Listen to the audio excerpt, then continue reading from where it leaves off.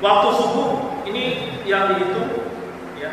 Ini yang berbeda pendapat, ya. Imsak subuh. Kita mulai subuh dulu lah, ya. Ya.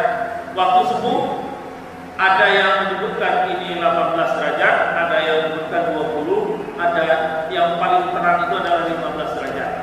Subuh. Ini batas waktu.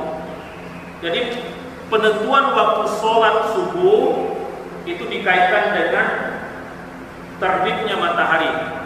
Penentuan waktu sholat zuhur itu ditentukan dengan matahari persis di atas waktu zawal atau istiwa, ya. Kemudian penentuan sholat maghrib dan sholat isya itu ditentukan dari terbenamnya matahari. Nah, ini yang kita lihat. Imsak subuh sampai waktu syuruk.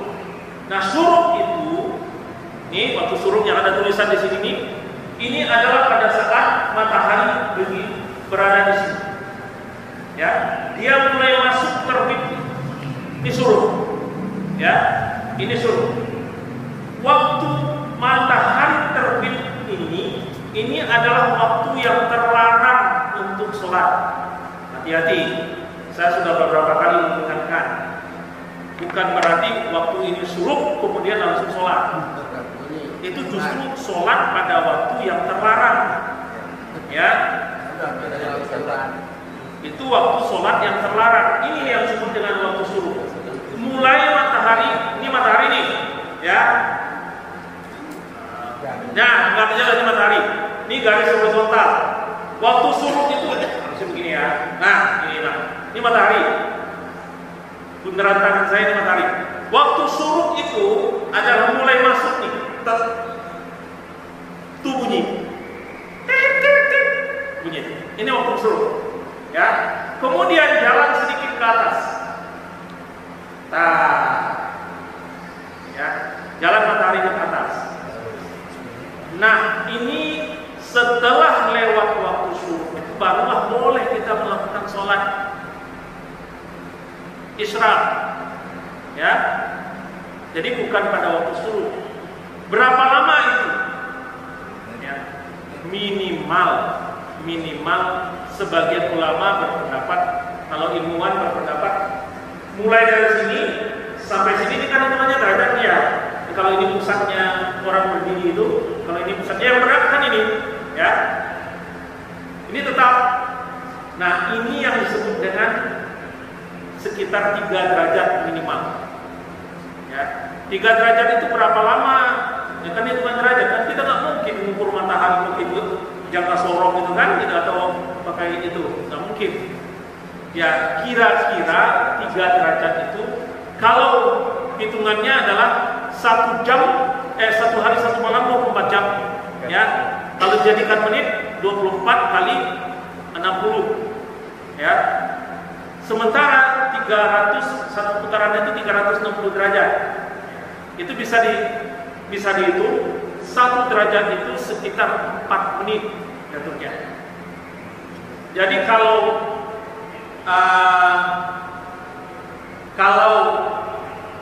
dia itu 3 derajat, ini bergeraknya ini 3 derajat bergeraknya sampai bawah, maka itu sekitar 4 menit kali 3 derajat, 12 menit.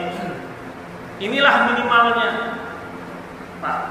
Ini minimalnya. Jadi baru Bapak boleh sholat isyraq setelah 12 menit ini bunyi tet itu. Ya, jangan sebelum itu. Kalau mau aman lewatkan sedikit lah 15 menit. 15 menit atau 1/4 jam lebih gampang ingatnya, ya, lebih gampang ingatnya. Kenapa? Karena takutnya nanti Bapak sholatnya pada waktu yang terlarang sholat, ya, terlarang sholat. Pertemuan berikutnya insya Allah akan kita bahas waktu-waktu yang terlarang sholat, ya, waktu yang terlarang sholat. Kemudian ini istiwa. Ada yang menyebut istiwa, ada yang menyebut zawal. Ya. Istiwa itu adalah waktu yang terlarang sholat juga. Ya. Apa istiwa? Nih, ini matahari. Ini matahari. Ya. Ini pas di ujung-ujungnya. Yang disebut dengan istiwa, ini kan bergerak nih, ya. Tas. Mulai dari sini, ini istiwa. Ya, istiwa. Lewat sedikit. Selama perjalanan ini disebut dengan istiwa. Di ujungnya, ini yang disebut dengan zawal. Ya, di ujungnya ini. Di ujungnya istiwa itu zawal. Jadi kalau ada yang mempergunakan istilah istiwa, zawal, jangan bingung lagi. Ya, istiwa itu mulai dari sini, di penghujung istiwa itu adalah zawal. Begitu zawal masuk, lewat zawalnya, maka sholat zuhur masuk.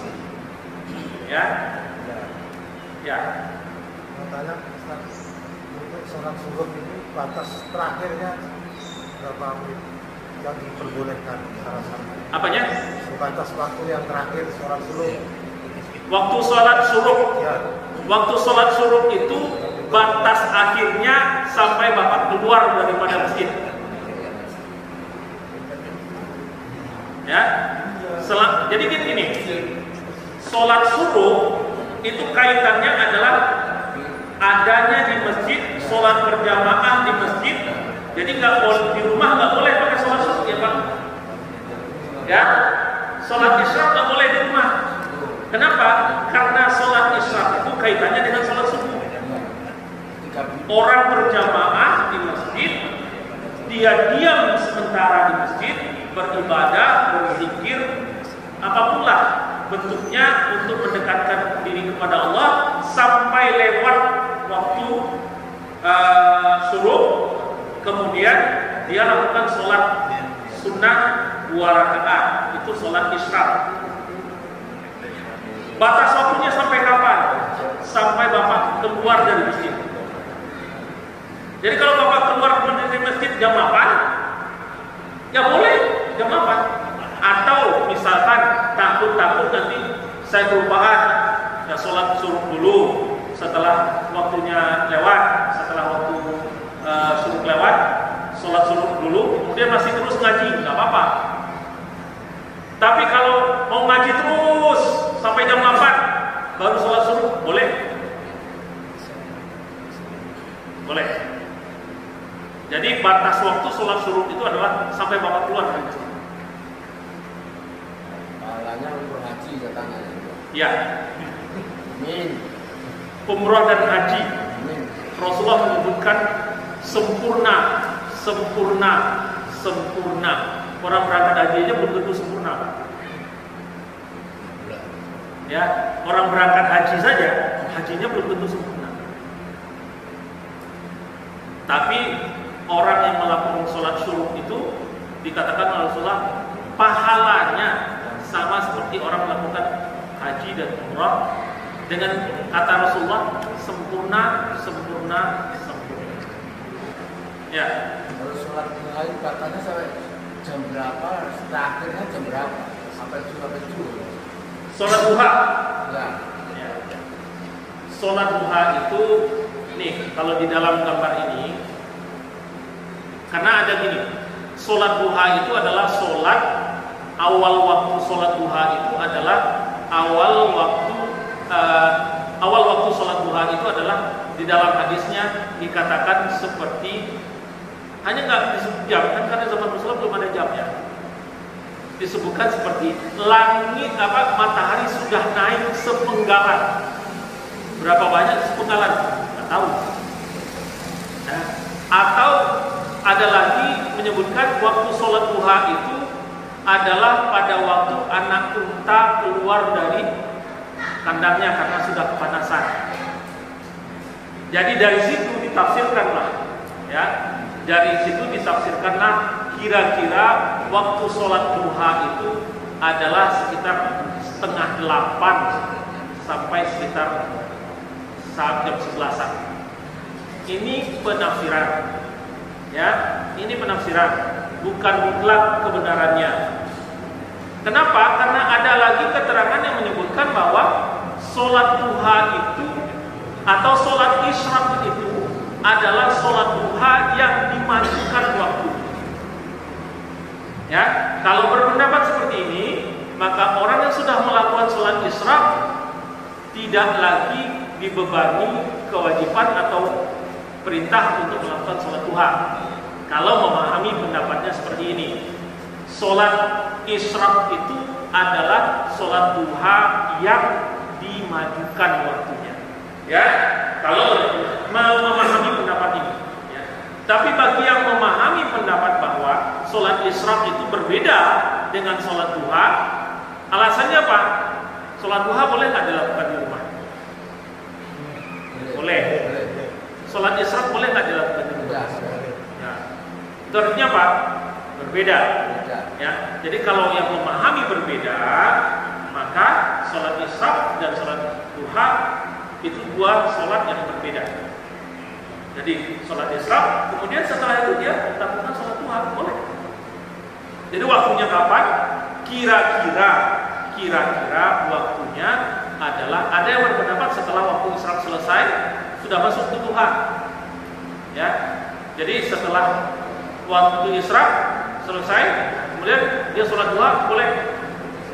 Ada yang berpendapat kalau hadisnya, memahami hadis itu adalah hadis yang saya sampaikan tadi, itu sekitar jam 7, setengah 8 itu sudah boleh sholat. Ya, kalau membedakan antara sholat isyraq dan sholat duha. Ya, kalau dibedakan antara sholat isyraq dan sholat duha. Itu jam 7, setengah 8 itu sudah boleh sholat duha sampai batas kira-kira tidak terlalu panas. Itu sekitar jam 11-an lah kalau